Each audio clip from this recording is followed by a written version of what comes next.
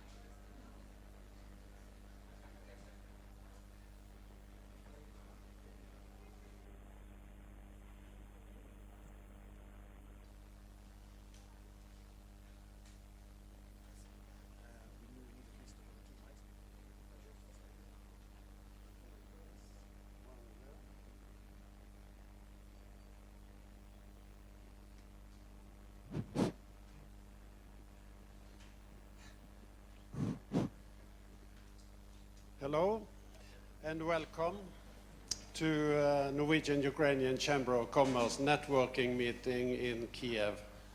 Здравствуйте и добро пожаловать на встречу в Киеве. That we are two on stage, one Ukrainian and one Norwegian, is a good signal for our networking meeting today. То, что сегодня нас на сцене двое, один из Украины, один из Норвегии, это хороший знак для начала нашей встречи. And it also tells something that we are here in Ukraine, not as many Norwegians as I would like to see, but quite a few. We are not here because we think we are superior, but we think we have something to give and something to get. Сегодня, к сожалению, не так много норвежцев здесь. И норвежцы здесь для того, чтобы не для того, чтобы сказать, что они знают больше, чем мы, а для того, чтобы действительно помогать и показать какой-то путь. And here today we see the best that Ukraine has to offer, and that is Ukrainians. И здесь мы сегодня видим то, что Украина может предложить. Это украинцы. There will be a lot of interaction today and some speeches, so I will not take more time, but I'm glad to be here, glad on behalf of NUC, and very glad also on my own heart. Сегодня здесь будет много встреч, много презентаций, также интерактива, будут спикеры. И сегодня Амун говорит, что он здесь для того, чтобы поделиться с вами и, скажем, своим сердцем. And we have some distinguished guests here today. Сегодня здесь присутствуют важные гости.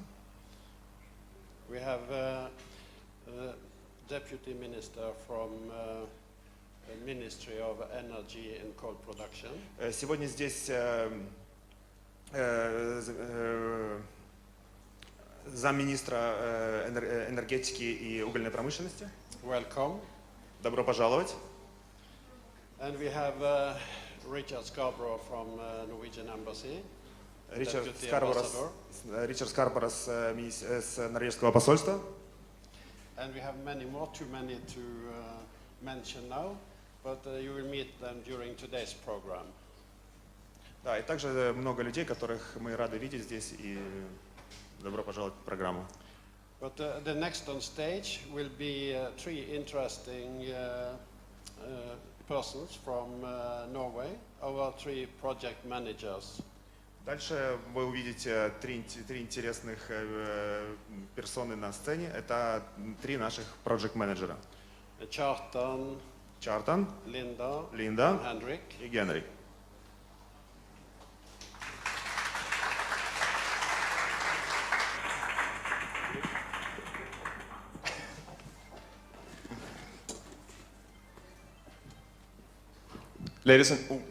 Ladies and gentlemen, dear members, partners and friends, on behalf of the Norwegian-Ukrainian Chamber of Commerce and EBA, European Business Association, I'm glad to welcome you all to our joint event here in Kyiv. I'm Henrik Hamborg, and together with Kjartan and Linda, I work as a project manager in the Chamber of Commerce, particularly within energy sector. And we will tell you a bit more about the Chamber and our Chamber activities later on today.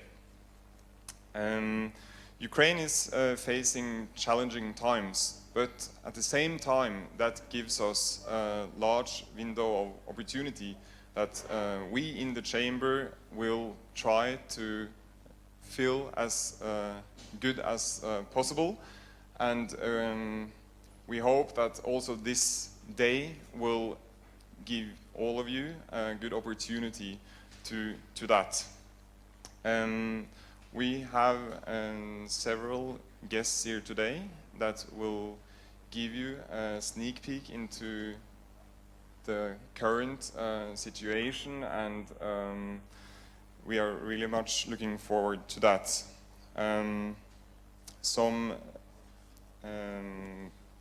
Some information before we start.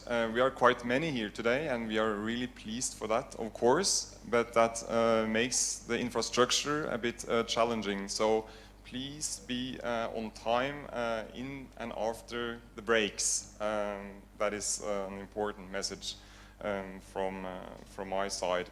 Before I give the word further to our first guest speaker, I wish you all a very successful afternoon here on the deck place. And again, on behalf of NUCC and EBA, I welcome you all here today. Our first speaker is Deputy Head of Mission of the Royal Norwegian Embassy to Ukraine. Please welcome Richard Scarborough.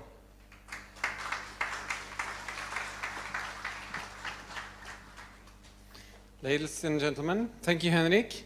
Thank you to NUCC and EBA, both of them very good partners of ours in our efforts to promote trade and economic relations between Norway and Ukraine. First of all, I have to apologize to all of you on behalf of the ambassador who was supposed to be here with us today.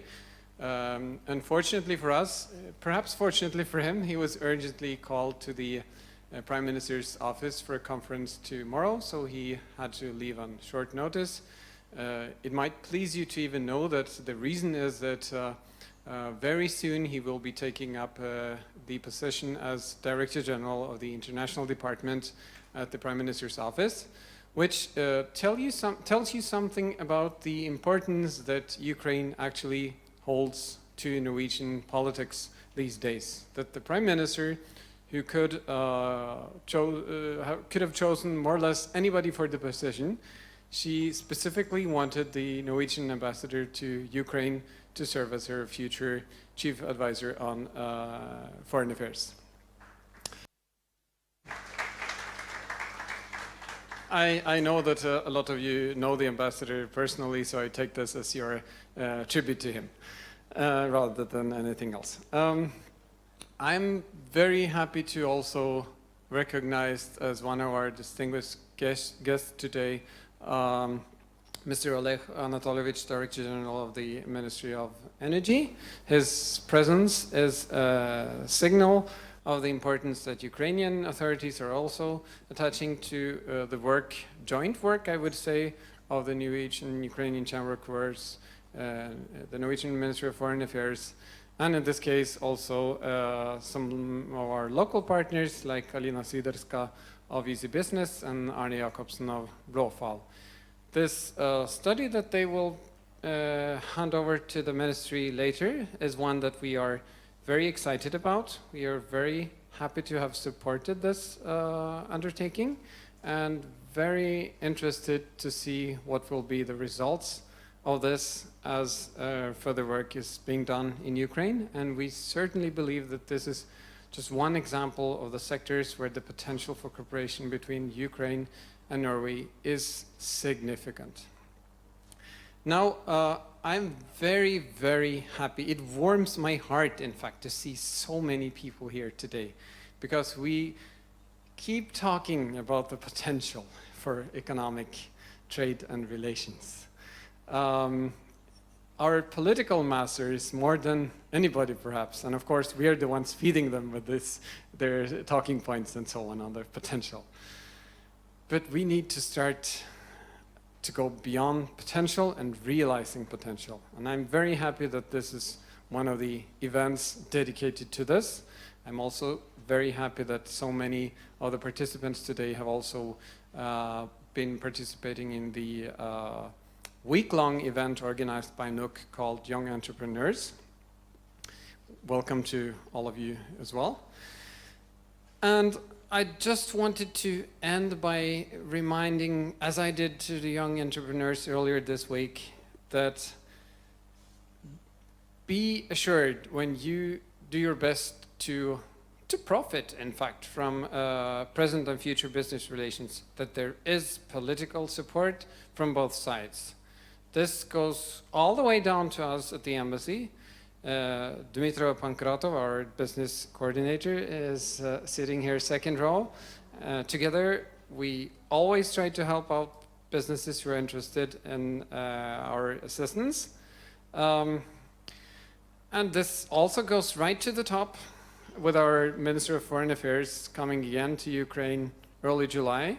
And the Ukrainian Minister of Foreign Affairs, Mr. Klimkin, having been to Norway just yesterday to show you the extent of the close political relations that form the background for economic cooperation. So next week we hope to have an important meeting with the Ministry of Trade and other entities to seek to solve some of the issues confronted by businesses. I mentioned this just as an example of how both Norwegian and Ukrainian political administrative institutions are very much interested in resolving issues that may turn up as trade and investment increases. So, with these words, you know where to find us. We're at Strilecka 15, and please feel free to stop by us anytime if there is any assistance we can be of in order to reach our common goal of realizing the potential of trade and economic relations between Norway and Ukraine. Thank you.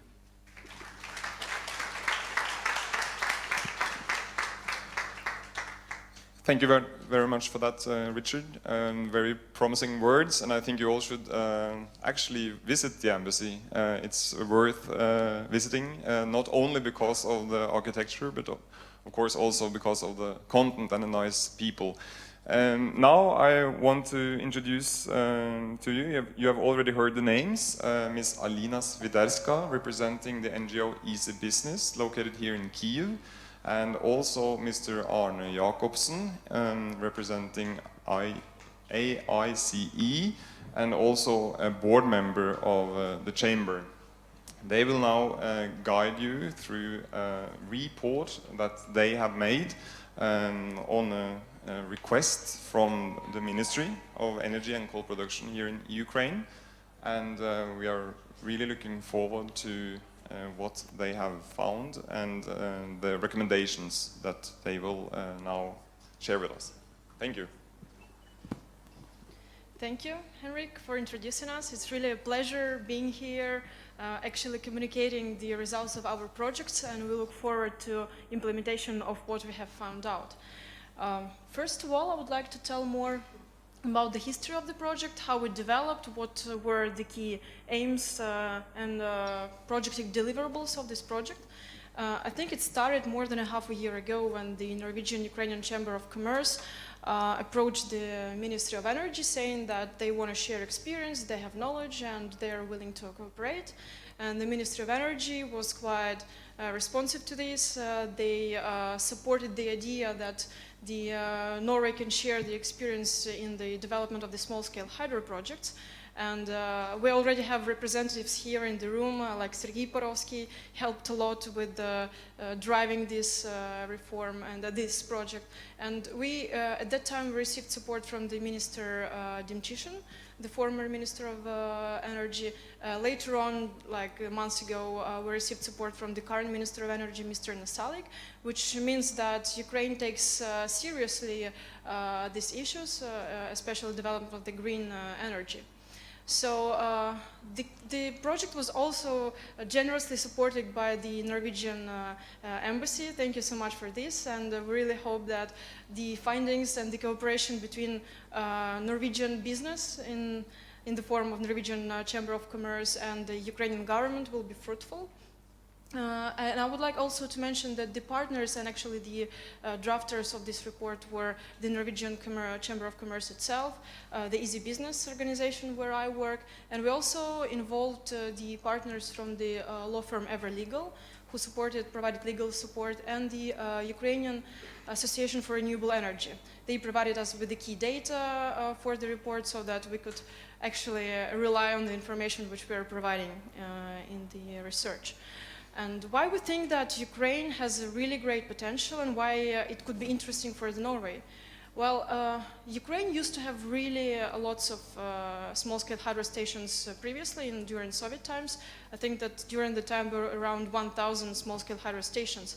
But then with the development of the nuclear power, of the coal industry, these stations were abandoned. And right now there are around 64, maybe 70 small-scale hydro stations which are already in operation. And there are around 100 stations which can be developed, basically like brownfield projects. So there is a good ground for, and there is like unrealized potential for development of this project. We have great rivers in Western Ukraine. I think that Western Ukraine is the most favorable area for this. And most of all, we have the national plan, according to which the government has committed to increasing the energy produced from the green sources by 2020. And the planned number is 11%, and we still have to reach it somehow. And to do this, we need to actually develop green projects. And this is why we suggest that small-scale hydro can contribute to this 11% in a way. After this report, we actually would like to spread more on the other kinds of energy, like wind, solar, and provide such kind of roadmaps both for the potential investors and for the government, so that this green energy production is really moving on. And we hope that Norwegian experience could also help us to promote more production of the green energy. And I think that Arne could tell more about how Norway succeeded in this. Yeah. Success in business is very much depending on doing important activities the right way. However, you learn from your mistakes, and what is better than learning from others' mistakes? In this case, learning from the success and some of the errors made in Norway. Norway is a mountainous country, a little bit different topographically from Ukraine, but there is a lot of water in both countries. A lot of water that is following streams and has a potential energy. Norway has as of today, on the bottom you can see, has a lot of small-scale hydro already in operation, 1,500, a couple of gigawatt or thousands of megawatts production capacity. And then electricity production in Norway is close to, as you can see, 100%. So you can't increase above 100, of course, but you can increase the number of megawatts and megawatt hours. And adhering to various EU directives and common targets in Europe, Norway aims to increase electricity quite significantly, as you can see, by 2020. I would say as of today, it looks like we will most likely fulfill this target, but at least on track. There is a large potential for hydro in Norway. This potential is what we call technical potential. The economical potential will be less, depending on the price, the cost, etc., at the time of investment decision. The way Norway as a country has incentivized this sort of game for more renewable electricity production, but consumer financed so-called green certificate scheme, which basically means that me as a consumer, I have to pay a little bit more on my electricity bill every month, and that is sort of routed to those who are developing not only small-scale hydro, but wind and solar and whatever is under that sort of definition. So much about Norway. Then if we then move to Ukraine, where we are now, and what this is supposed to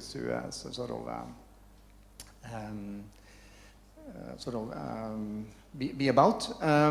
There is, seen from a an investor's point of view or a developer's point of view when it comes to small-scale hydro, I think these 5 wheels are sort of summing up a little bit the major challenges. There are, of course, other challenges, and some are smaller or sort of greater than the other.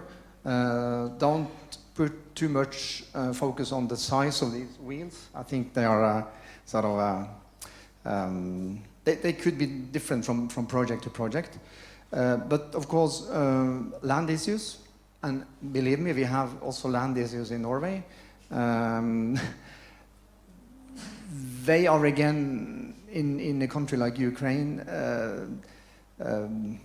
linked to a lot of sort of different licenses you have to apply for. Alina will come back to that in more detail. Green tariff implementation, I mentioned the Norwegian Green Certificate scheme, which is one incentive way. In Ukraine, you have a green tariff, which is another one. Again, similar to what has been used with great success in Germany. So this also works fine.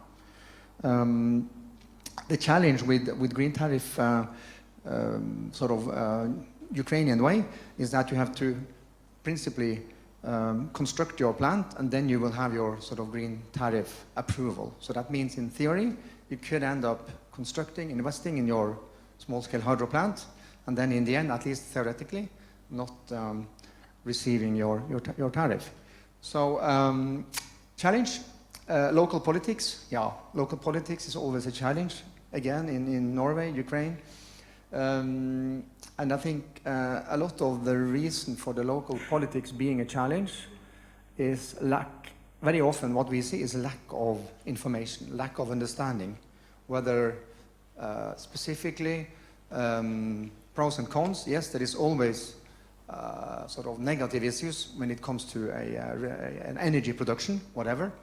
But seeing this in a holistic view, where you can see that there are pros, there are cons. Typically, when we apply for a license for a small-scale hydro plant in Norway, you will have, from the energy agency, you will have a list, a table, which sums up all the pros, all the cons, and you sort of summarize. If the pros are higher than the cons, you get a license. And sort of simplicity explained. Unstable political situation, of course, that is, investors hate political risk. And that is nothing special with Ukraine, that goes for all countries. And of course, this is a challenge when it comes to currencies, when it comes to whatever that is linked to political decisions. Then we have, again, dozens of permits and regulatory bodies. I feel this is one of the major challenges when it comes to Ukraine and small-scale hydro.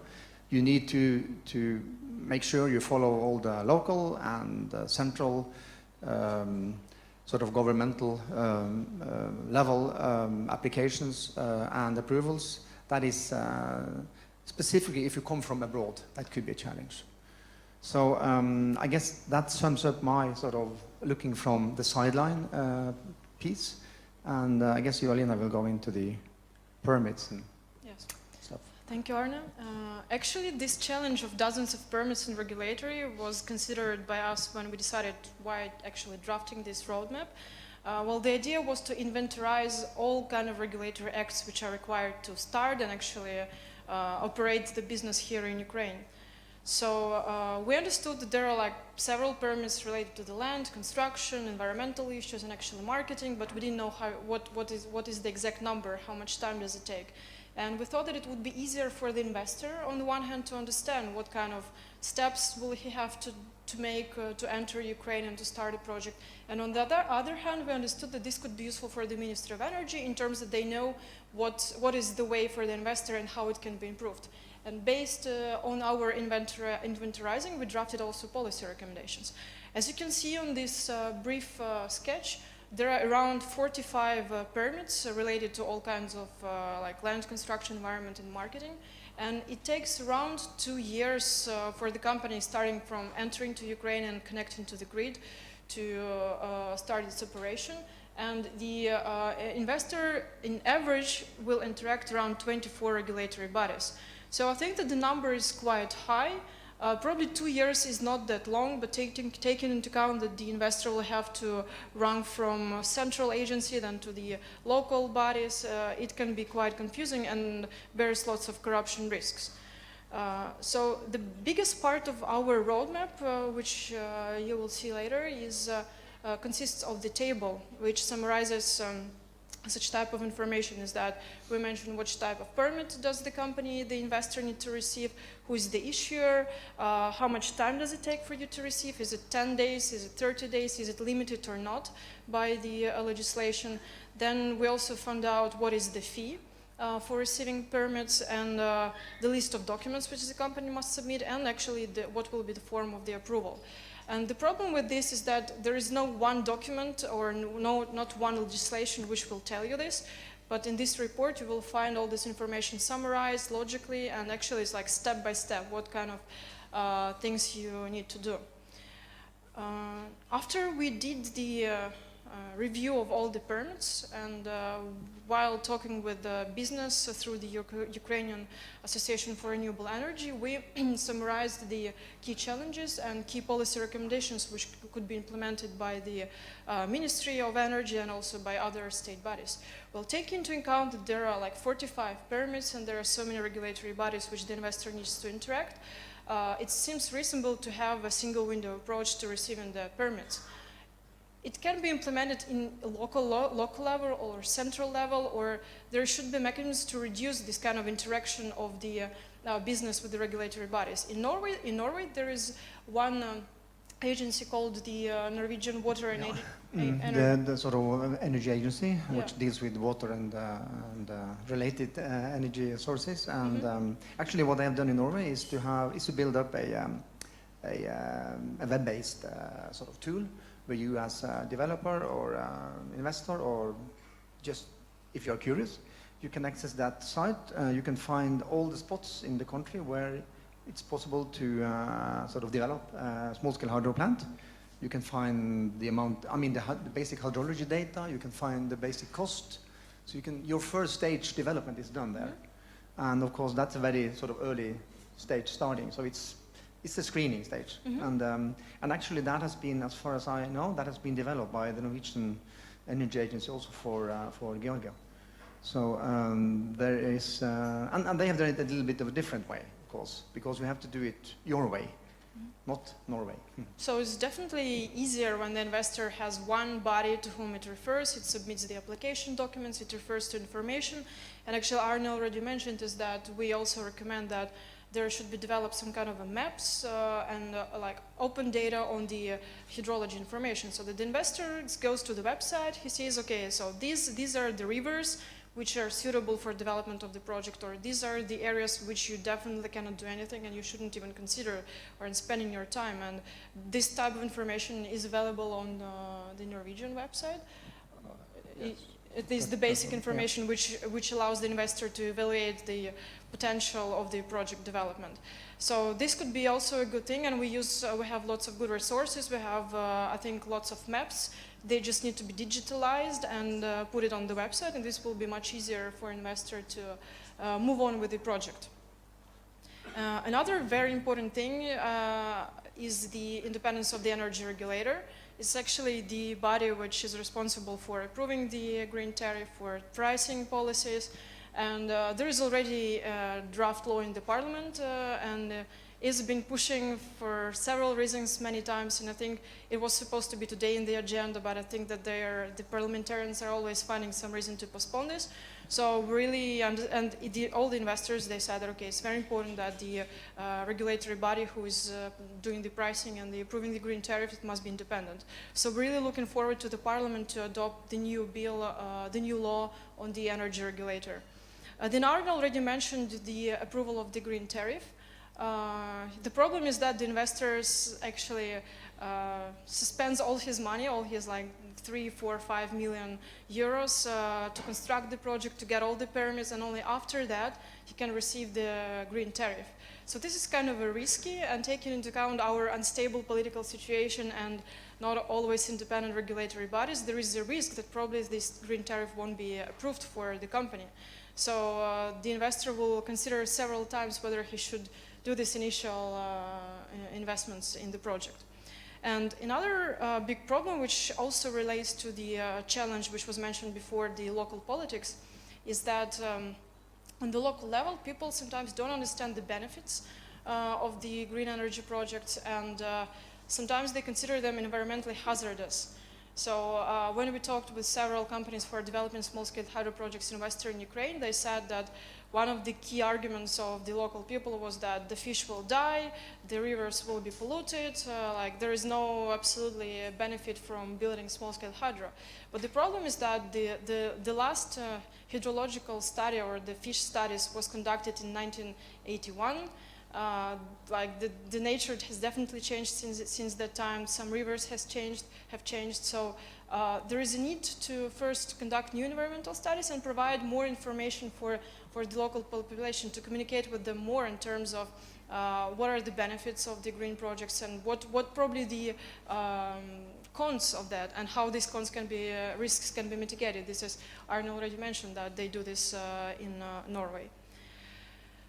So this is very briefly about what's... And information, yeah, it's very much about information. And actually last week in Norway, I was in a sort of faraway place in northern Norway, taking part in a sort of public meeting. So what the energy agency does when there is an application which is about to be decided on, license or not, they would invite all the local people, media, NGOs, not like easy business, but sort of green sort of environmental NGOs. And us, of course, we have to be there to defend our project. And it's like here, maybe not that many, but sort of open dialogue, information. And very often what happens is that after such a meeting, there is a little bit of at least a better understanding, and sometimes a change. So it helps. Thanks. So we would like to grant one of the copies of our report to the representatives from the Ministry of Energy, and we hope that it will work further. And also one copy to the Norwegian Embassy. Can we please give it to you? Ми хочемо передати вам копію нашого звіту. І ми сподіваємося, що будемо працювати разом далі над імплементацією того, що ми написали. І будемо раді далі надавати рекомендації і спілкуватися з бізнесом як в Норвегії, так і з українським. Дуже дякуємо за підтримку.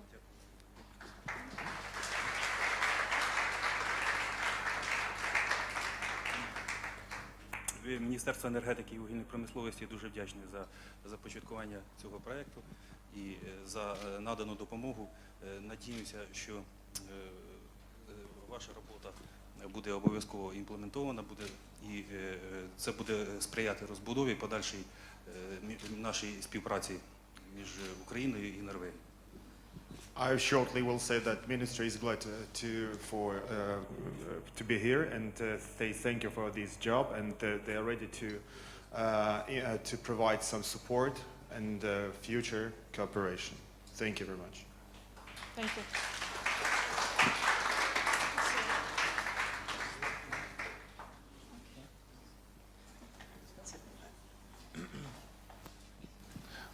We will now have 10-15 minutes for questions and answers, and so I would actually ask Arne and Alina to stay on the stage, and also ask Richard. So it's now open for all kind of questions regarding what we heard so far, and also other questions that you might have for Ukrainian-Norwegian relations. I see a very eager guy here, so... Thank you. My name is Pavlo Vezdenetsky. I represent company NV Logic. that is doing GIS services.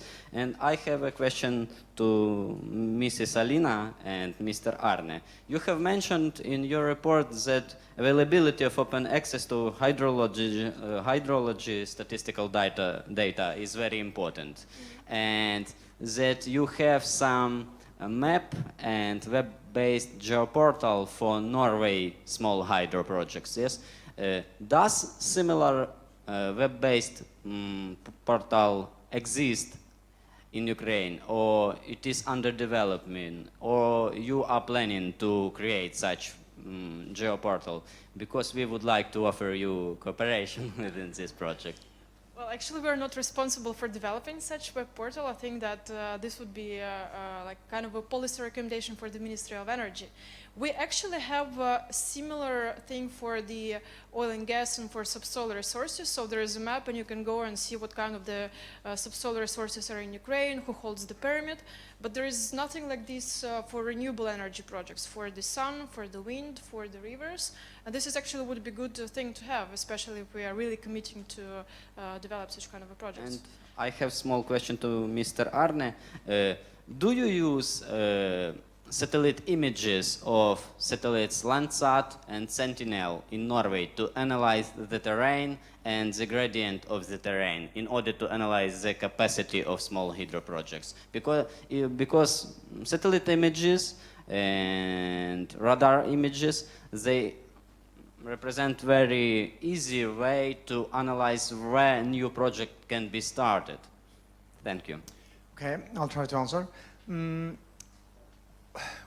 On hydrology side, if you take that first, hydrology information data, this is very much based on typically long-term statistical, which of course is not solved by a sort of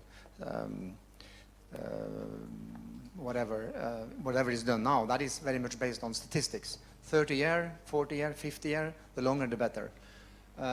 So that is very much based on old non-digital data, which is typically put into a database, and then you can make these maps, which I'm talking about. You can do different ways of sort of publicizing this information. But again, hydrology is the most important information, because if you don't have the right hydrology, it doesn't matter.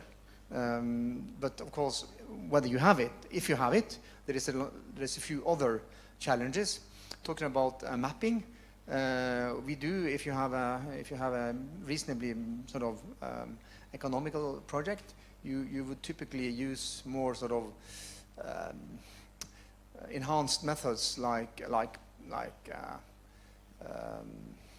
for example, helicopters. You could use whatever from above to sort of map, but that's more to get the topography in place. So and even drones use that a lot now these days. So, but on statistical, on hydrology, it's more sort of looking back and not using sort of.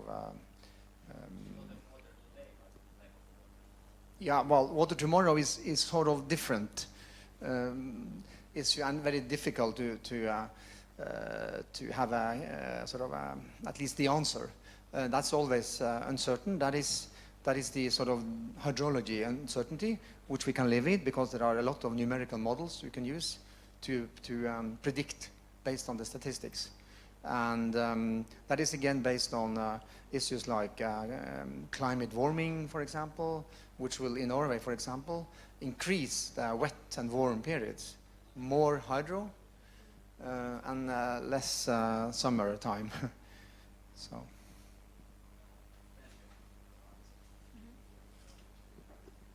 there any more questions?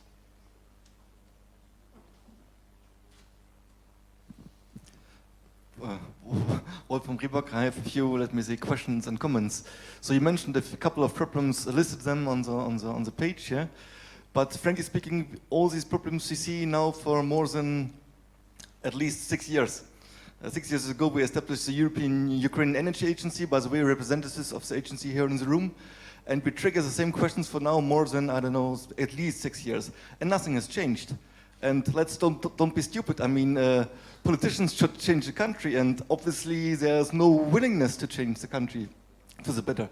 first. Secondly, you mentioned, I guess the most crucial problem is not just rule of law in the country, or let me say bad governance. I guess the biggest problem of Ukraine is access to finance. You said just financial guarantees, how a financial guarantee might look like. I mean, we all know that money in Ukraine is not available or very expensive, so explain a foreigner how to do business in Ukraine with 25% per annum. And so on and so forth. So I haven't seen so far a real solution for doing business in Ukraine. Sorry. So this was more a comment, right? It's more and more a question. Well, if you don't do anything, then nothing will be moved. This is the first thing. And the second is that what we see is that the Ministry of Energy is supportive of what we suggested, and at least they are willing to move on with this project. Secondly, we're also communicating with the members of the parliament who are interested in this project, and they're interested into developing and supporting all kinds of regulatory or non-regulatory like communication issues. Speaking about the financing, this is indeed a problem, and I think it's a problem for several reasons. Also the political instability, and the second one is, as we mentioned, the green tariff, that it's awarded at the end of the project, and even the investor cannot guarantee the bank that he will get this tariff because could somebody please microphone?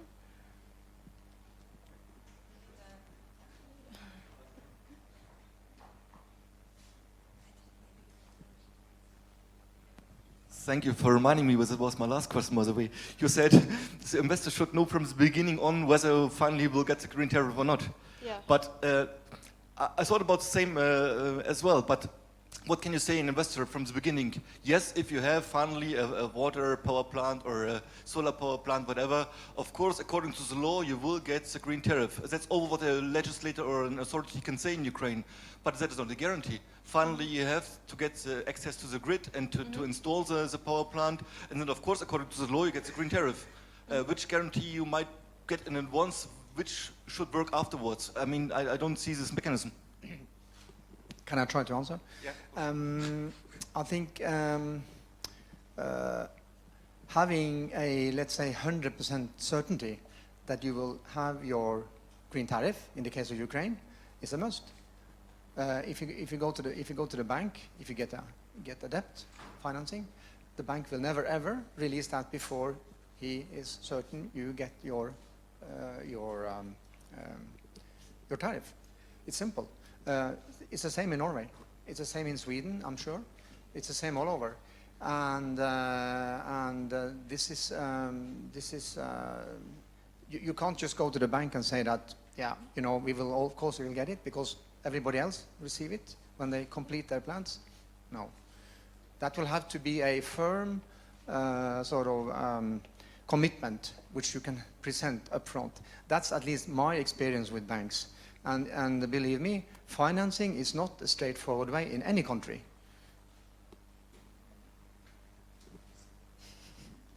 Discussable point, right?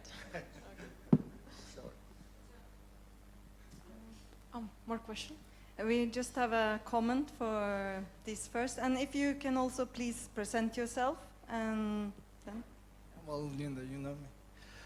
So I'm Sergei Porovsky. I actually help these guys to initiate this work from the side of the ministry when I was the former advisor of the Demchyshin.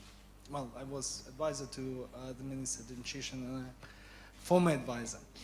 But answering directly to this question, it's, I mean, I would say it's a plain one. You get a premium for the risk that you buy. It's, you know, a very regular practices in any investment that you want to undertake in the country as Ukraine. So it's really, you know, old school and 101 in investment practices. You have quite high premium. So supporting Alina and Arne, and thank you Arne for explaining that when you have such things as green certificate or green tariff or any kind of feed-in tariff regulation, you just need to be, well, fast and smart. And fast, it's because that green tariff will be reduced by 2030, I think, right? By 2030. So we have 5 years stages reduction in green tariff. So if you'll commission after 2030, you will get nothing.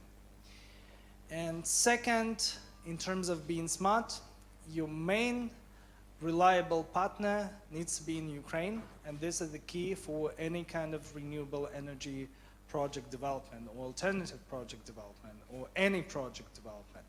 You need to find a reliable partner who will guide you through all the formalities and will make work done in Ukraine.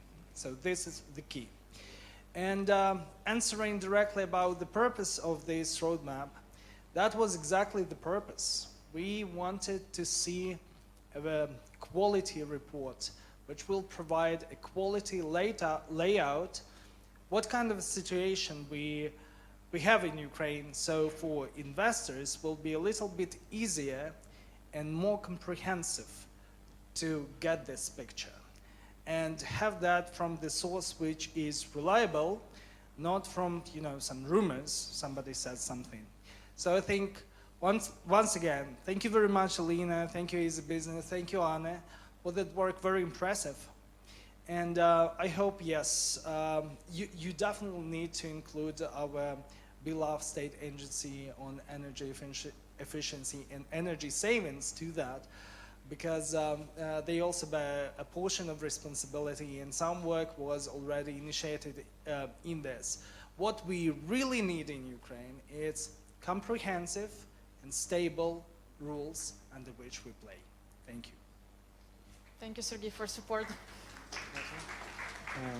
Yes, thanks, Sergey. Can I just add that it is important not to regard this report as the answer to all challenges in terms of renewable energy in Ukraine. It isn't. But it's hopefully a good input and a tool to kick off a few processes which will push that in the right direction. And this is a never-ending process because you have to take some steps and then there are new challenges.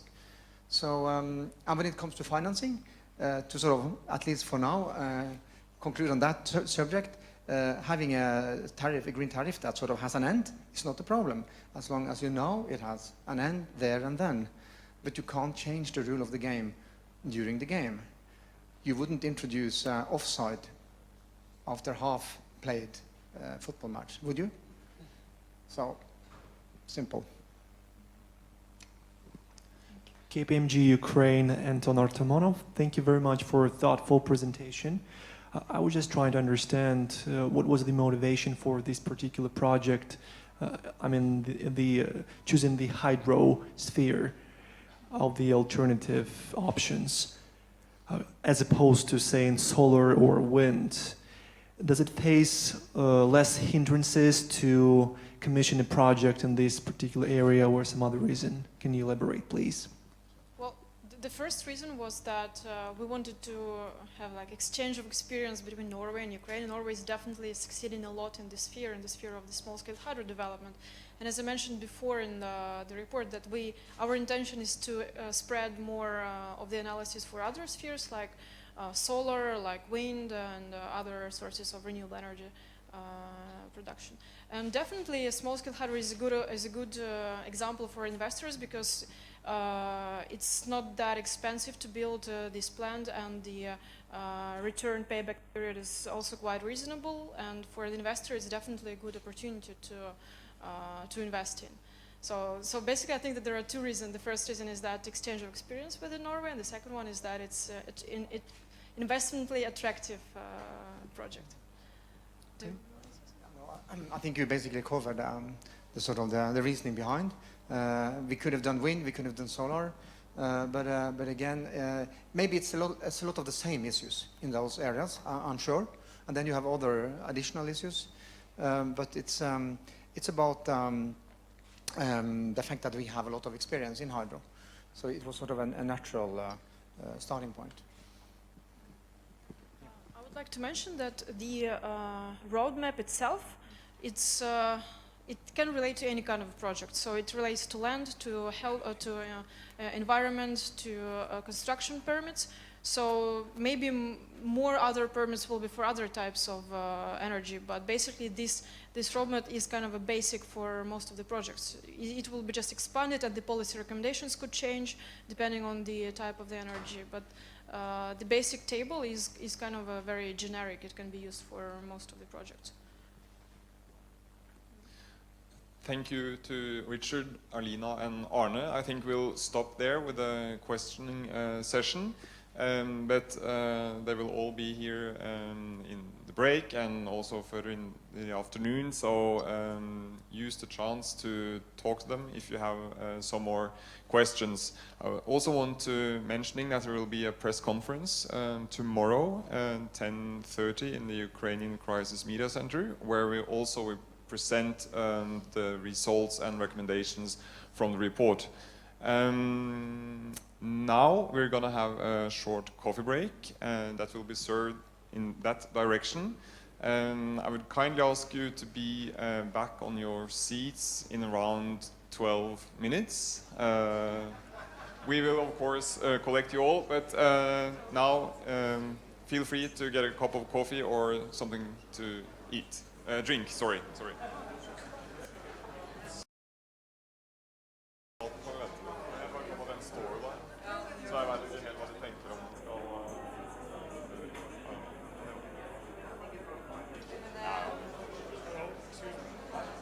Are you responsible for energy development?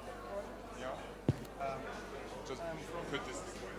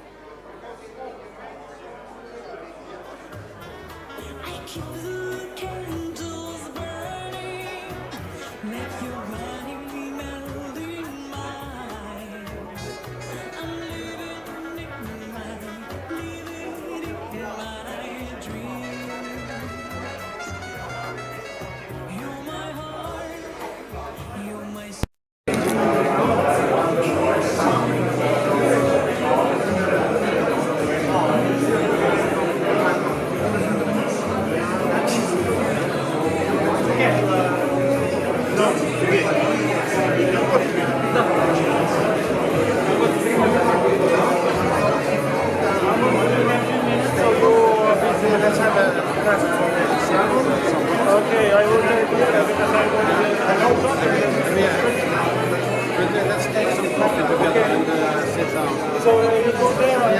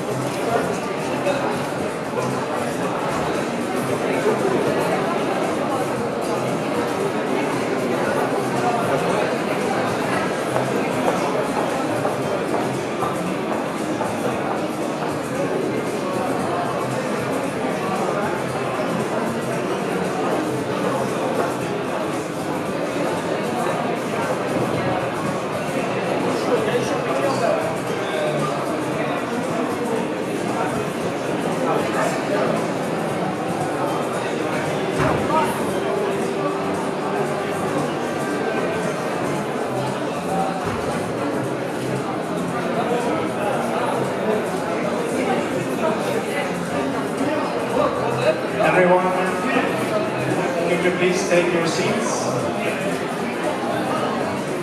There will be time for networking and more coffee and drinks and food after this next session.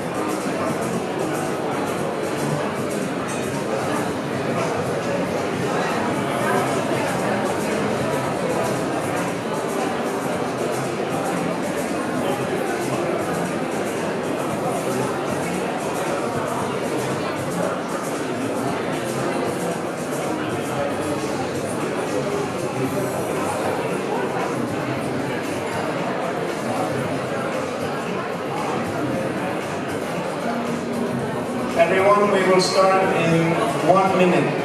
Please take your seats.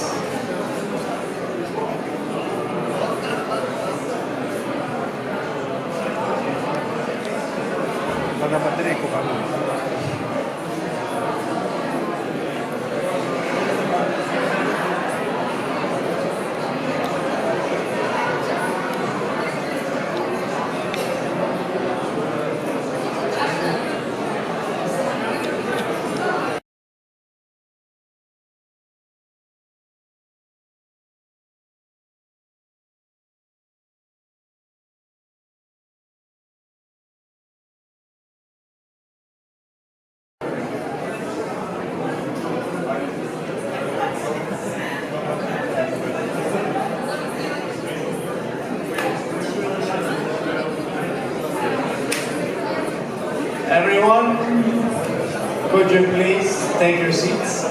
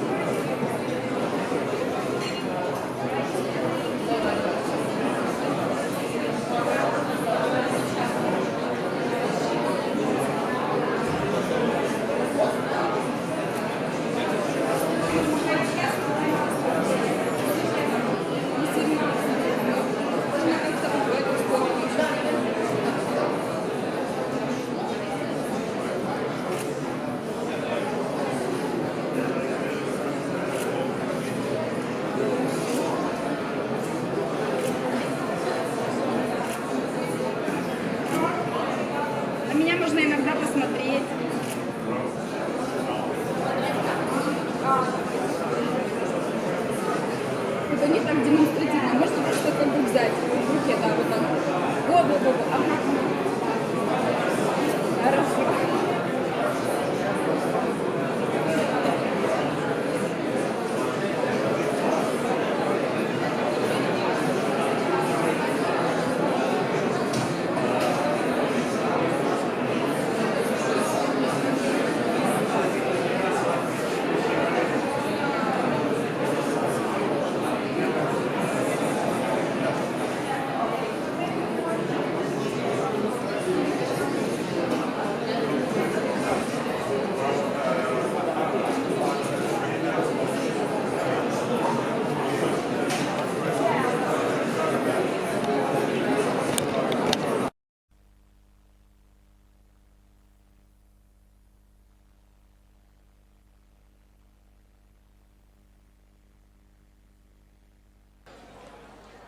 The second session starts now, so please take your seats. Final call.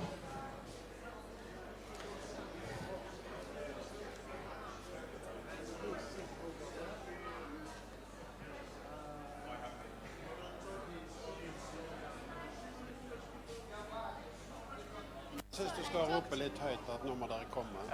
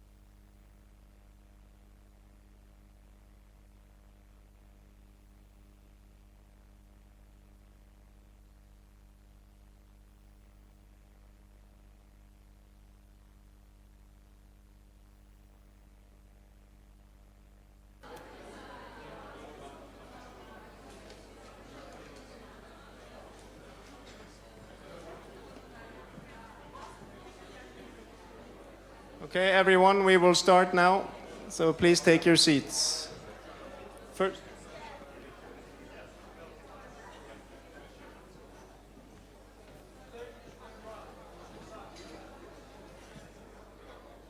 First of all, I would like to welcome onto the stage Managing Director of Norwegian-Ukrainian Chamber of Commerce, Mr. Armen Myklebust, and Mr. Viktor Mushinsky, Rector from the National University of Water and Environmental Engineering. There will be a signing of a memorandum of understanding, and Mr. Armen Myklebust will say some words first.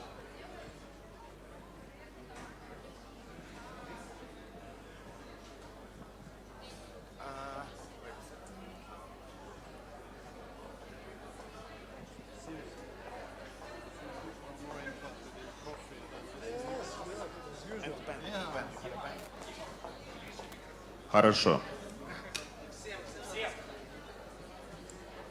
Я сначала переведу. The microphone is more closer to the mouth.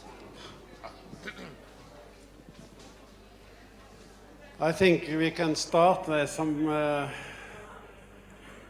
still busy with coffee break, but they will eventually arrive. Rivne is a very interesting city. They have some interesting projects.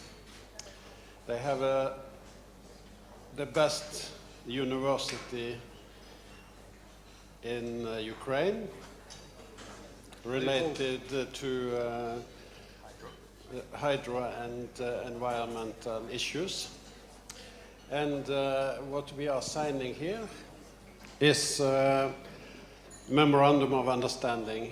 We will be the connector, the facilitator between the university in Rivne with scientific institutions in Norway in this sector. Хотел бы поприветствовать города Ровно который лучший университет в Украине касательно гидроэнергетики, а также охраны окружающей среды. И сегодня мы хотим подписать меморандум MOU с университетом, который подразумевает под собой сотрудничество в сфере науки и также сотрудничество в абсолютно разных сферах касательно гидроэнергетики. There was a demonstration on Maidan a couple of days ago. There was from university and scientific institutions, and they wanted more money from government. Вчера на Майдане Амунд увидел демонстрацию, в которой принимали участие абсолютно разные профессора и науковцы. And there is one other opportunity that we like to see if we can help a little bit, and that is to connect with institutions in other countries and make joint projects. И также мы хотели бы помочь университету, это найти партнеров в других странах и организовать совместный проект. So we are signing this memorandum today. We are starting a new process with our friends in Rivne. Сегодня подписанием этого меморандума мы начинаем новый этап дружбы с университетом города Ровно.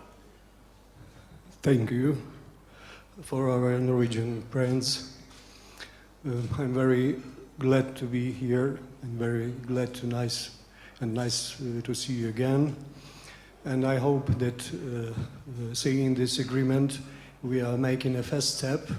We are making a start of new process of connection between Norway and between Ukraine and between education and science of these countries as well. Thank you very much.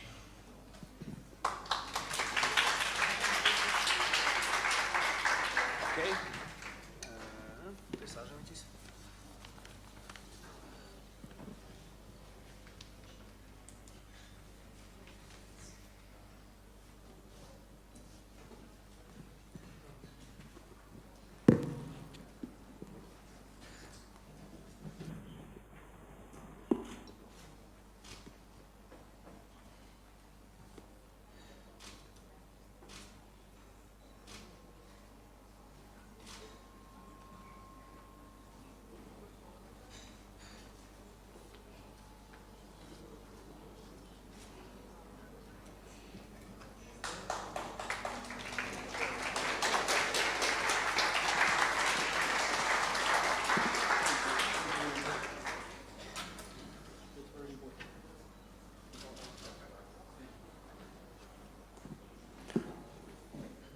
Okay.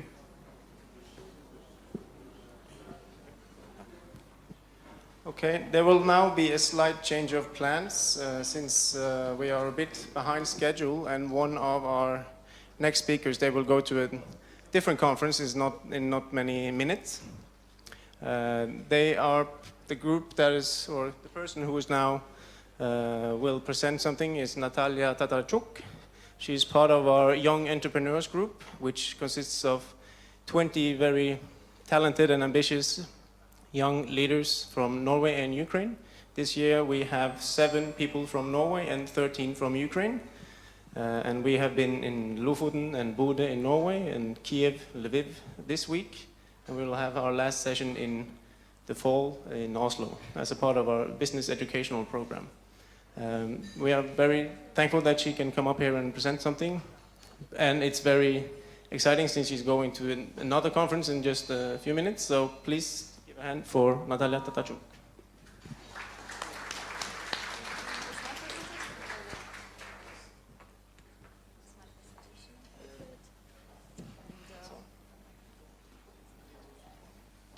All right, good afternoon, everybody. I'm so sorry that I had to cause changes in the program for today, but I'm very honored to present the first maybe outcome of our work as within the project of young entrepreneurs conducted by Norwegian-Ukrainian Chamber of Commerce. As you can already see, we have a presentation about our first results that's called Don't Walk Alone Beach. This is the pilot project, so don't take into consideration the funny maybe remarks because it's just the pilot. And maybe luckily or accidentally, we're following also the water topic of today's conversation because we also gonna take a look into water means, but in terms of transportation. So we are the team on smart cities, and we're gonna walk on the problem of transportation in Odessa. The need that we found in Odessa city was to improve passenger transportation in order to minimize the traffic, minimize the time that you spent on the trip, and maximize the comfort of the people. A little bit of background about Odessa and why we're doing that. So Odessa is quite a big city, 1.1 million people, a little bit more was agglomeration. And all these people have to use the public transportation. I mean, majority of people uses the public transportation, and all of them have to use on-the-ground transportation. The roads in Odessa, since it's quite old historical city, is usually the double line. So the average traffic in Odessa, according to the traffic and resources we found, is usually 3 to 7 points of traffic jams on the road. So apparently there is a need to cut the timing on the way to your work or home or anywhere you're going. Hence, we also try to figure out what Odessa has in terms of shortening that time. And apparently Odessa has tram routes, trolleybus routes, and some sort of shuttle buses, marshrutkos as we know them here, that make a lot of traffic, since especially the last ones, they are rather hectic than organized. My voice is breaking up, I'm so sorry for that. And what we figured out, so we would like to transport people by sea. Our approach would be to introduce a short distance transportation route for Odessa. It's not going to be everywhere. We have a little route that was going to connect the most remote districts with central Odessa and with other most remote districts. So here we write that summer extensions are possible. So we're thinking about the sea transportation that's going to be available all year long, almost like it was during the Soviet Union. But for summer, we might have a little bonus, because you could also actually get connected to districts that are further on the sea line, which would be Nikolaev, Kherson, Skadovsk, maybe Zhelezny Port, and there's other resorts that might be attractive for people to travel to during the summertime. Geographical position. So a little bit of background why Odessa can't afford it is it does have a climate to have the sea transportation going on all year long. The average temperature is +10 along the year, and it actually has a tendency to increase from year to year. I don't know if it's good or bad from perspective of climate change, but in terms of our projects, is rather a benefit. The hydrology of Odessa, well, the city has the coastal line of 31.5 kilometers. That gives us a lot of distance to handle by car, especially if you're coming from kind of a suburb of Odessa, and you can cut it by using the sea transportation.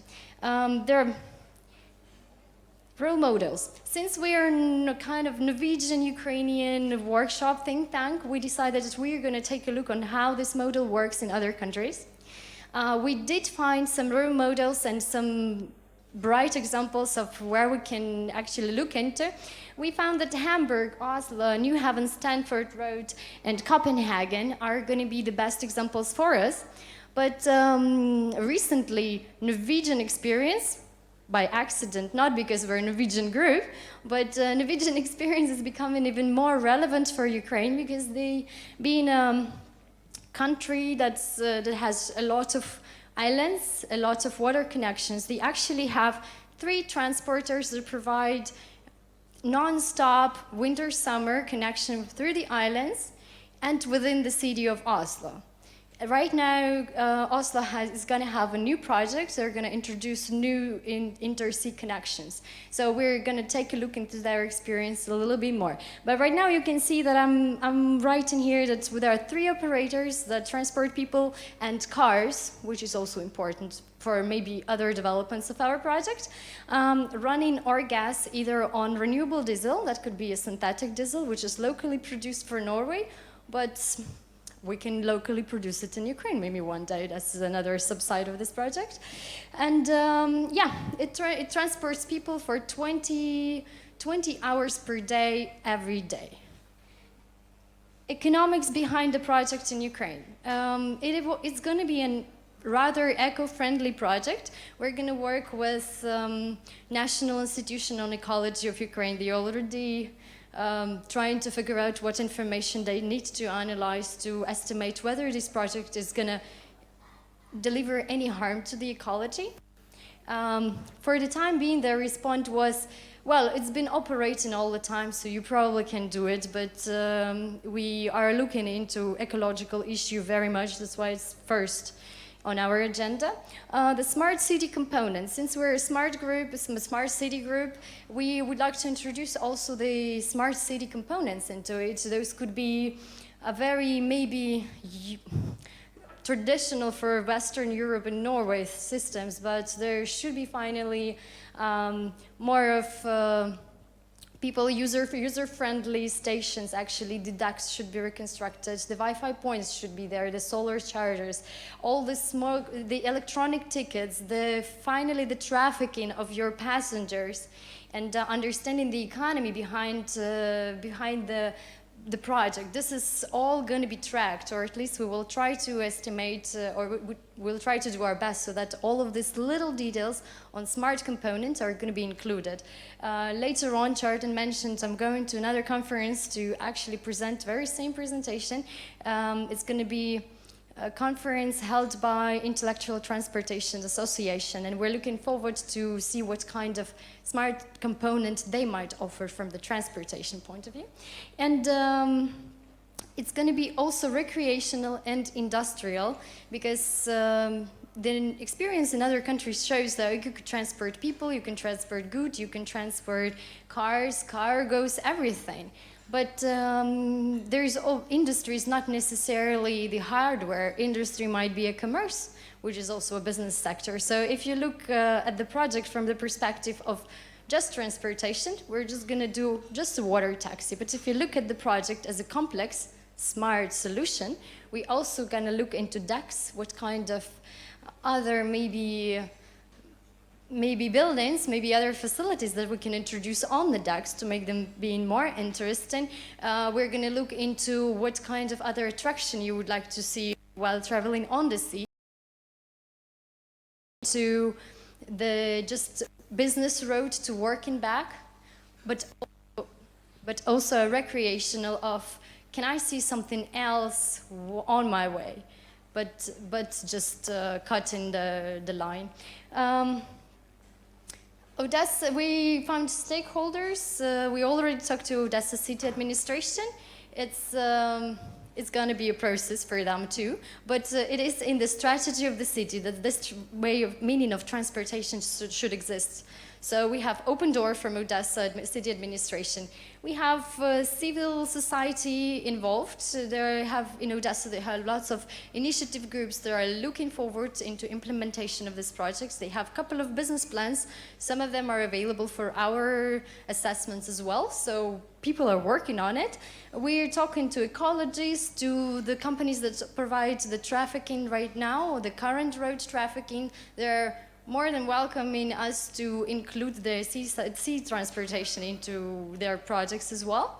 And business, that's probably something that we're going to present you at the end of our project later on in fall. But there are companies who are interested in that. We're looking into making a proper teaser with accurate information to present to some entities.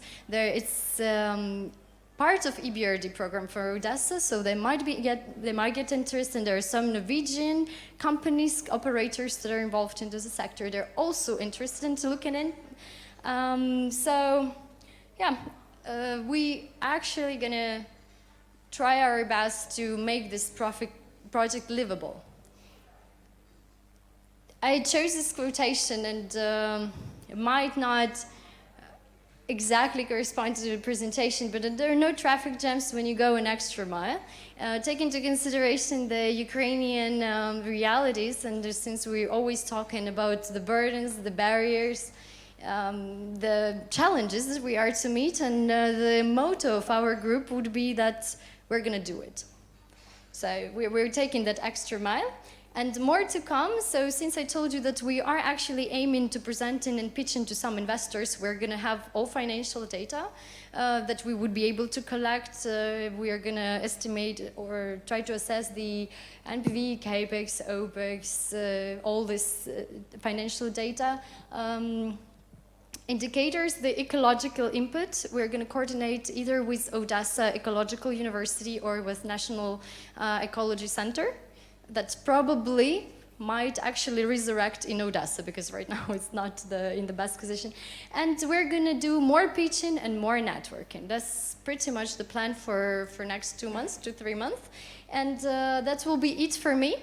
If you have any questions, feel free to ask me. And yes, thank you for your attention.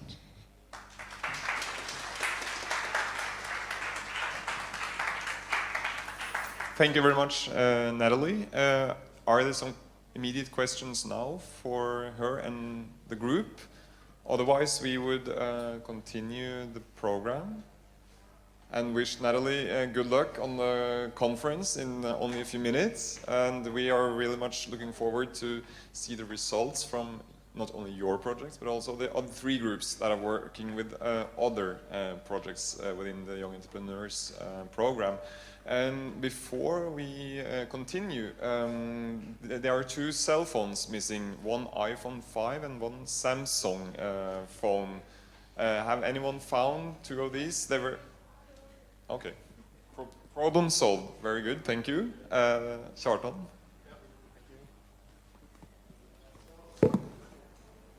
Then we will commence with the regular program. I would like then to introduce Miss Deputy Director Svetlana Mikhailovska from European Business Association. Thank you. The floor is yours.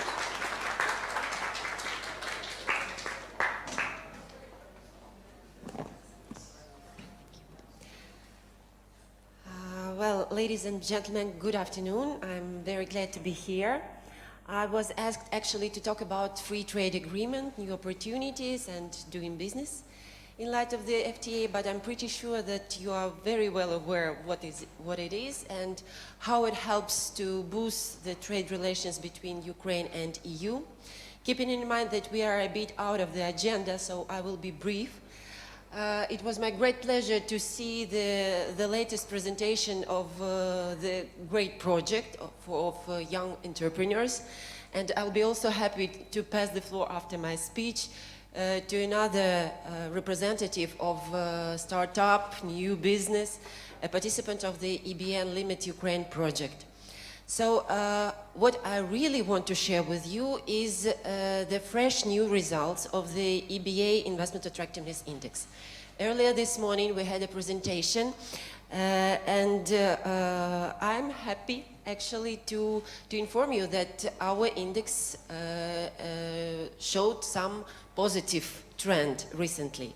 So directors, CEOs of the EBA member companies assessed the investment attractiveness in Ukraine at the level of 2.88, which is out of 5 score scale and a bit lower than a neutral level.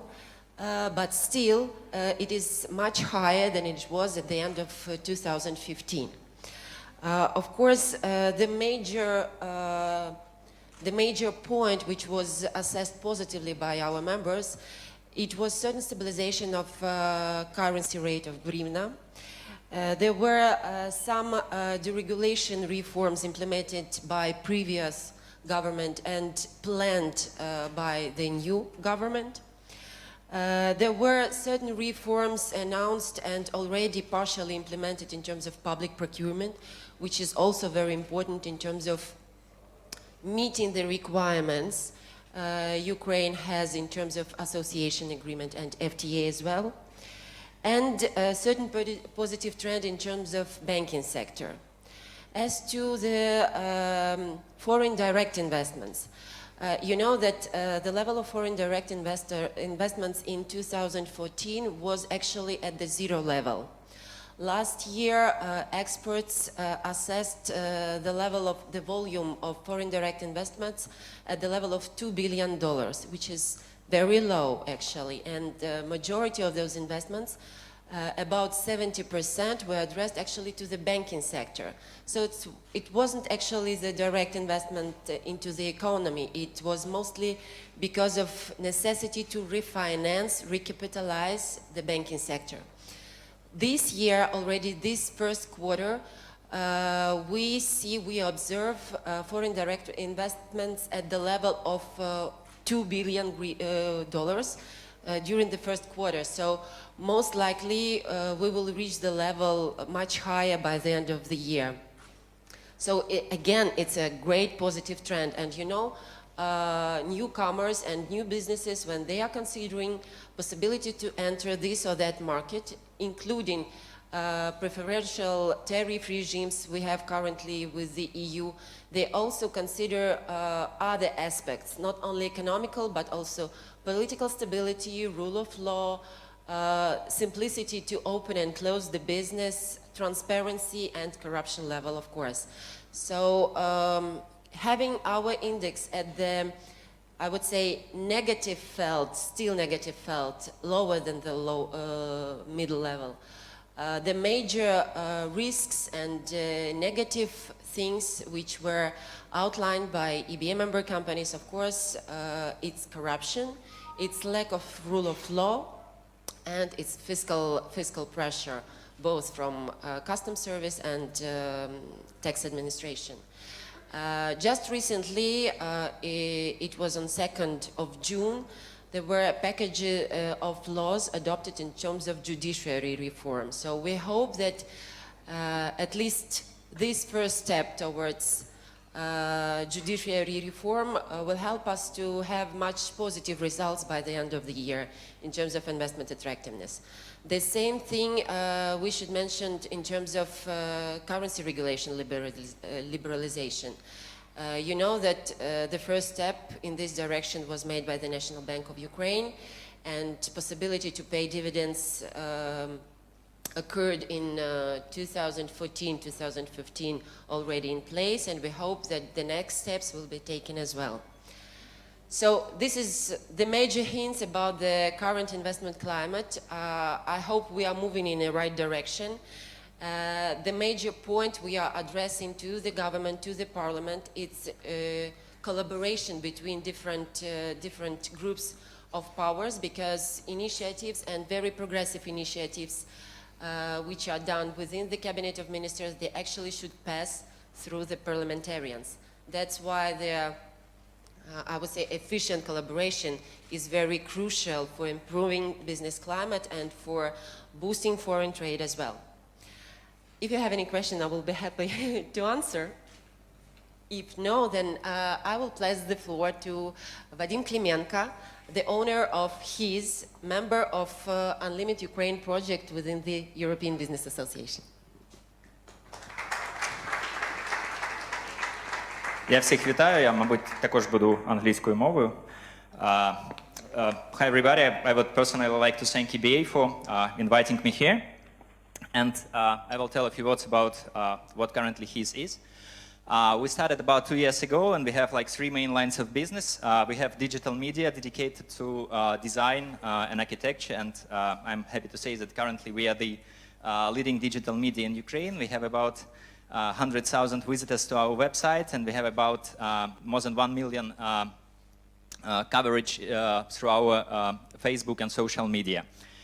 We also have a marketplace dedicated to Ukrainian design, and during the currency of the last 1 year and a half, we handpicked about 70 different Ukrainian designers that are doing furniture, lighting solutions, different design objects, and we are selling them through our marketplace.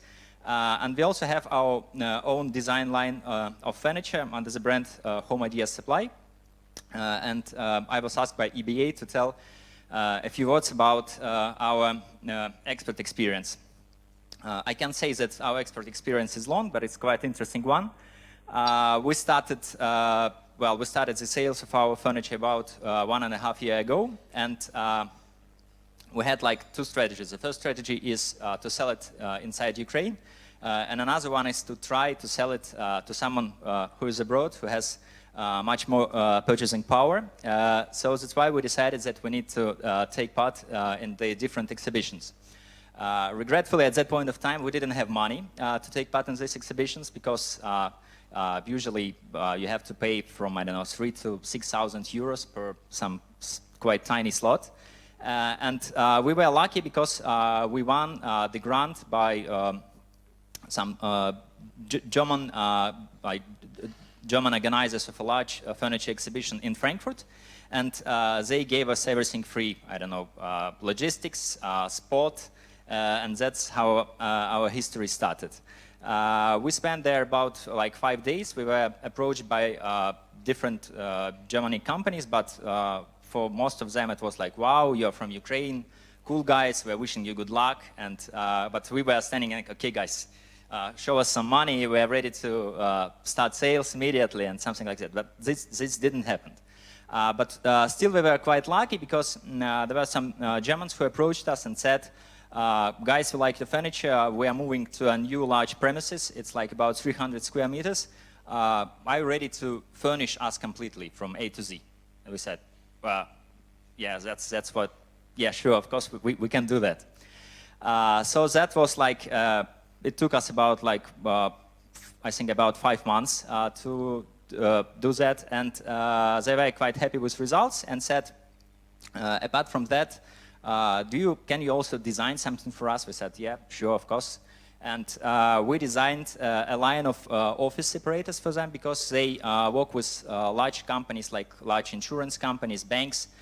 And after that, they were also quite happy with design and said, okay, and can you produce this also that for us? We said, sure, of course.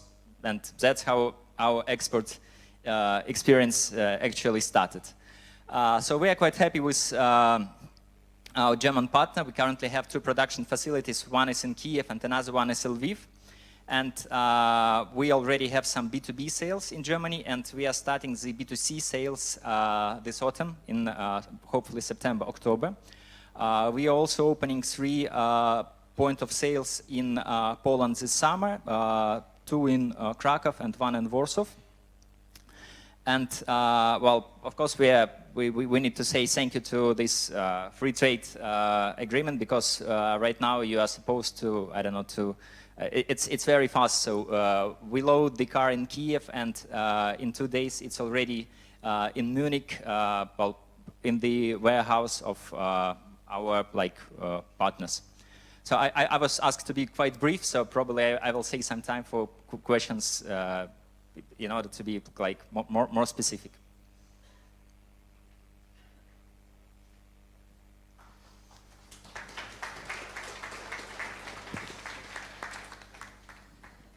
Thank you, Mr. Vadim Klimenko.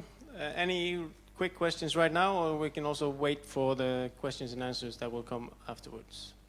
I think we will wait, and then me and my other colleagues will come up here and we will present a little bit about NUC. And Dmitry, he's over there.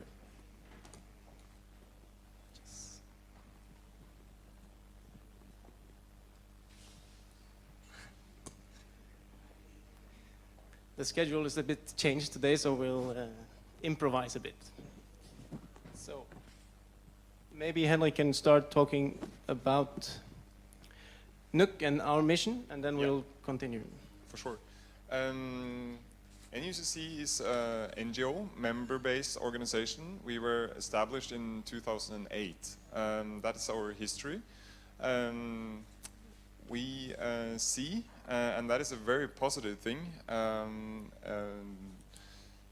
trend where more and more also Norwegians entities and representatives from academia contact us in order to look further into the Ukrainian market. That is very positive, of course, and also maybe a bit surprisingly, because the perception of Ukraine in Norway is at the moment not the best.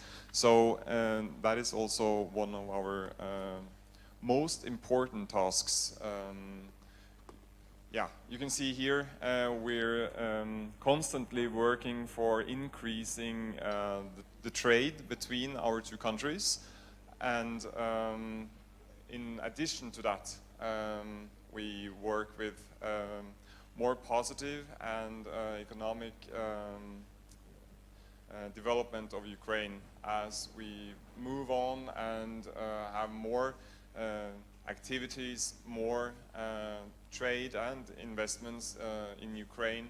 This would then also contribute to needed development in Ukraine.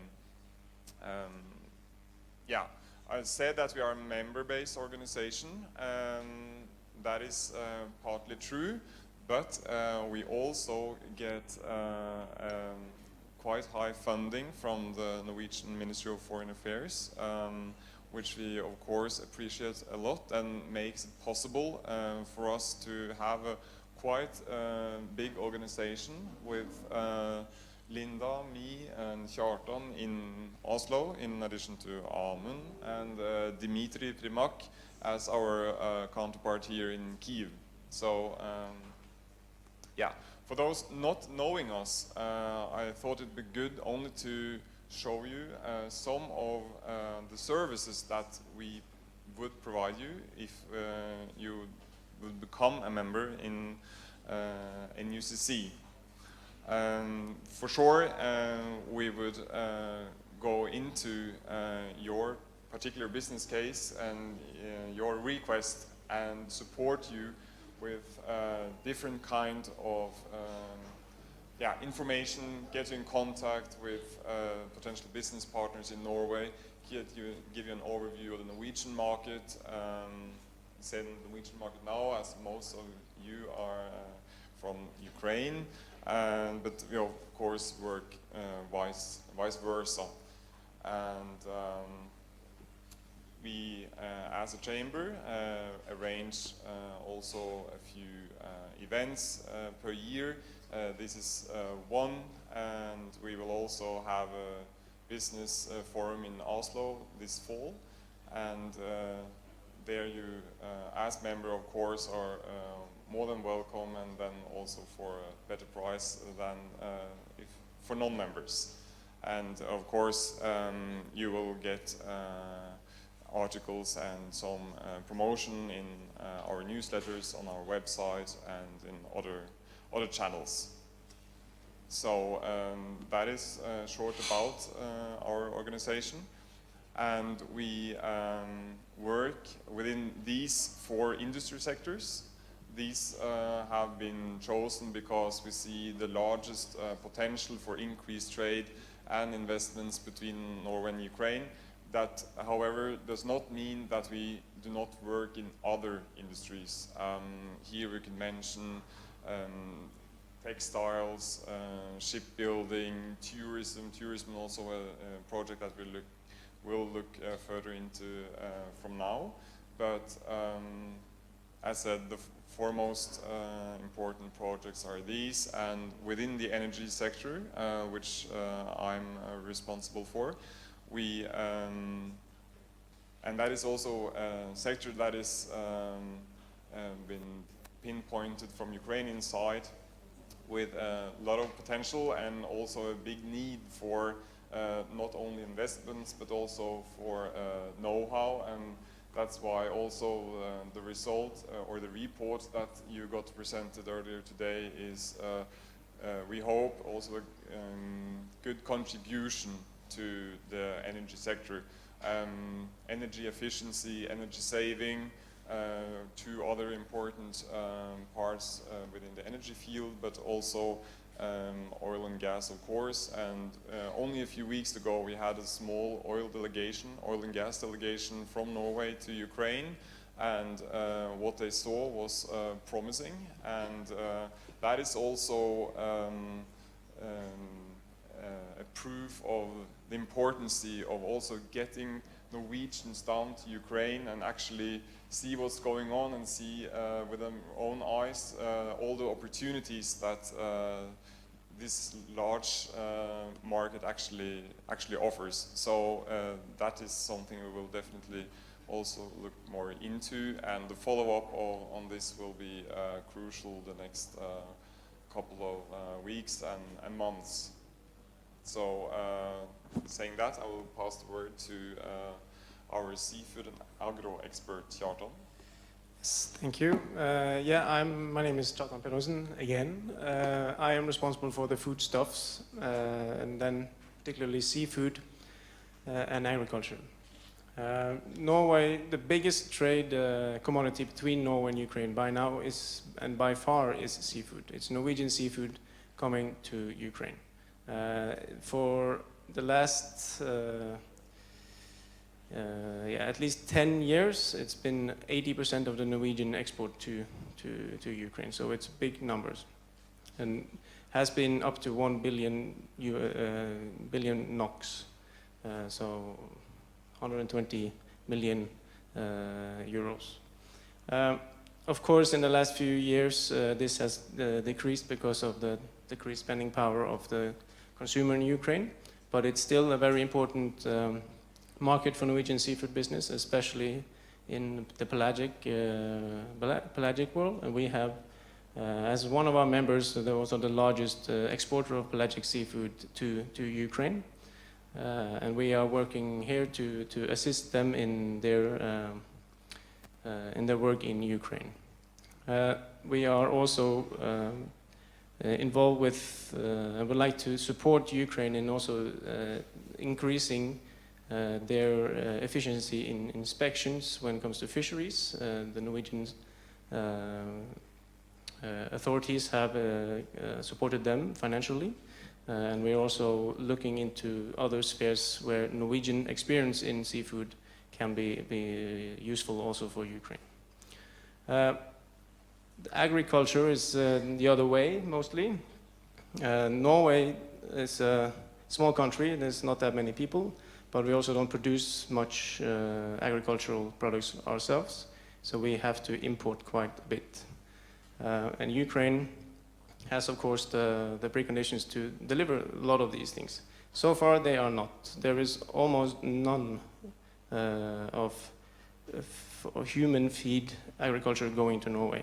What is going is sunflower seed oils going into the seafood, fish feed components. So we believe this is, you can see this is as a negative thing, but we also see this as a window of opportunity, because there is a need for import to Norway, and actually a lot of the products that are important to Norway, they originate in Ukraine, but they are sold via other countries in the European Union. So if we just cut out the middleman, the Ukrainian foodstuffs will come directly from Ukraine to Norway, and that would be a win-win for both parties.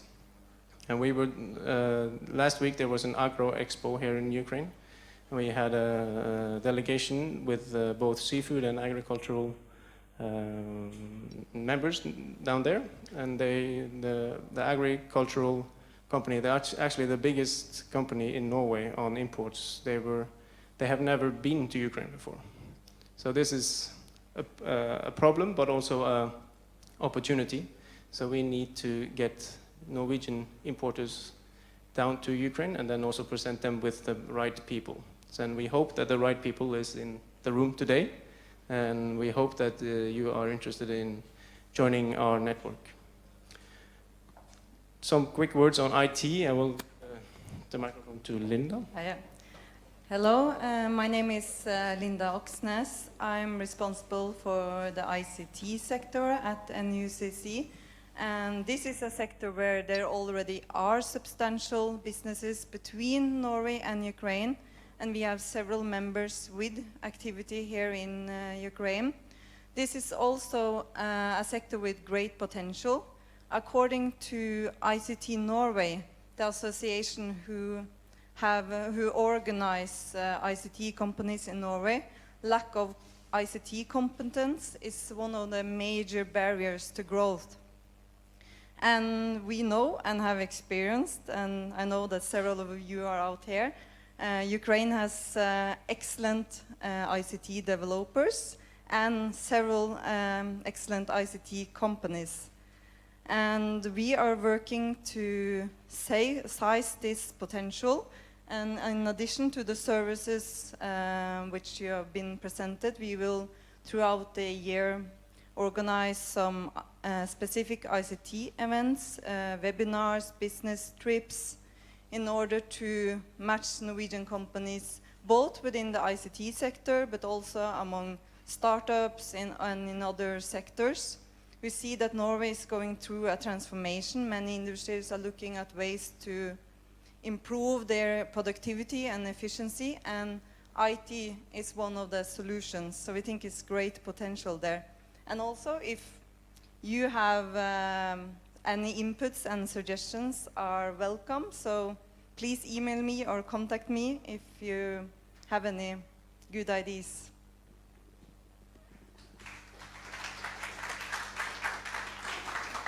And I will give the word to Dimitri. Hello, my name is Dmitry Primak. I'm based in Kyiv. So I just want to summarize what my colleagues is talking about energy, seafood, agriculture, and ICT. So it's very interesting, and it's really huge potential in this sector. So my role here is to organize work for our office in Kyiv, and I want to say that you're all welcome to join NUCC.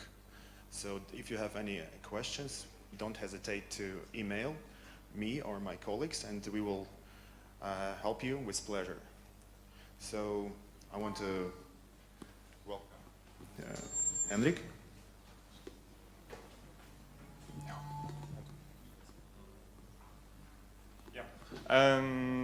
That were some words about our general work.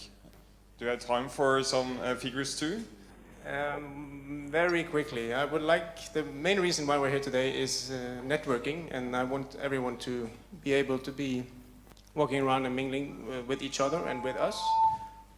If you turn off your mic, it helps. So we will very shortly I will show you some figures that will pretty much just summarize what I said earlier, but these are the trade figures over time between our two countries.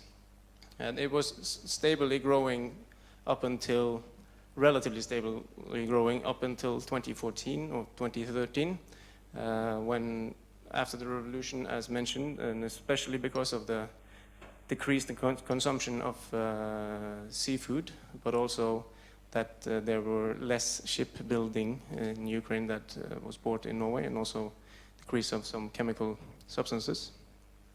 The trade has gone down, but one thing important that is not shown on this graph, and which sadly just shows, therefore just shows partly the picture, is that also Statoil, the largest Norwegian oil company, started selling natural gas to Ukraine after the revolution. These numbers are not openly available, but this increases the trade quite substantially, to put it that way. But these are the commodity trade, and also doesn't include IT, which is also very important. There are thousands of a few thousand Ukrainians working for Norwegian IT companies, so it also should be included here. But it all, and this shows also a little bit of the Norwegian export to Ukraine. It's quite, well, you can see there's one large issue here, and that's the seafood, and then also the decrease that I mentioned. And vice versa, this is the Norwegian imports from Ukraine. which you would imagine maybe to be a lot of agriculture, but it's used to be ammonia on chemical products and quite a lot in boat building. The manufactured goods is something we would like to look more into on very many different sectors, but that has stabilized as it is now. And on this agriculture, where we be, or at least I, as an agricultural responsible at NUC, think there is a lot of potential, is that here you see the Norwegian agricultural imports, and almost everything is animal feed. And this is, I don't want it to look like this in a few years. So please help us, and please communicate in between you, and please contact me if you have any questions or any ideas. And on that note, I would like to ask you all over to the mingling area to have some food and some drinks and to network. So thank you all for coming. Skål.